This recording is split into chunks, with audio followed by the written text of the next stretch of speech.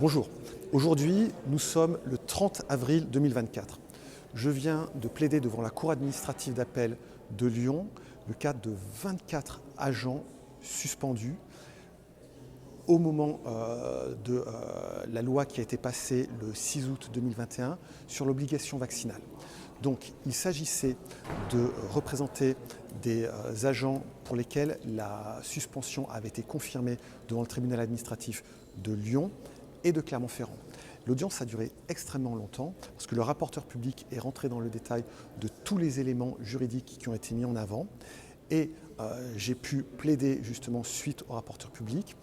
Deux points essentiels pour lesquels j'ai senti qu'il y avait une difficulté au niveau du rapporteur public et deux points pour lesquels j'ai eu l'oreille attentive du président, c'est concernant la motivation des décisions. J'ai pu mettre en avant qu'il ressortait de la masse même des 24 dossiers que je présentais, qu'ils avaient été tous motivés de la même manière. Or, les décisions défavorables doivent être motivées en prenant compte l'individualité des agents. Et donc, j'ai pu mettre en avant, grâce au nombre des requêtes, que toutes ces requêtes avaient été motivées de la même manière. Et on a une décision d'un tribunal administratif à Dijon en 2022 qui a justement annulé une décision de suspension du fait qu'elle était mal motivée et qu'elle ne prenait pas en considération la situation individuelle de l'agent. Du coup, la décision que j'ai mise en avant était une décision de première instance. Là, on est devant une cour d'appel, donc la cour d'appel n'a pas à prendre en compte cette décision de première instance, mais cette décision, les décisions que la cour d'appel va rendre suite à l'audience d'aujourd'hui seront vraiment fondamentales parce que l'on va avoir une cour d'appel qui va se prononcer justement sur la motivation des décisions de suspension.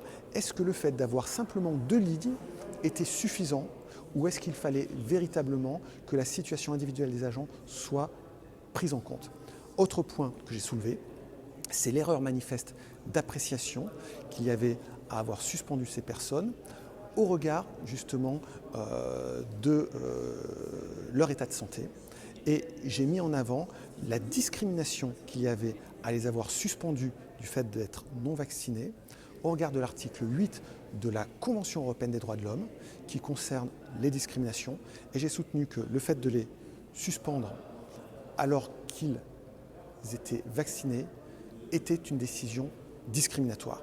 Là encore, j'espère que la Cour d'appel va se prononcer spécifiquement sur ce point et argumenter pour dire si, oui ou non, l'article 8 de la Convention européenne des droits de l'homme s'applique pour les agents qui ont été suspendus.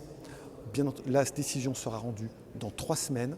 Bien entendu, je reviendrai vers vous pour vous tenir au courant, pour vous dire si ces 24 agents ont pu être, leur décision de suspension a été annulée ou pas.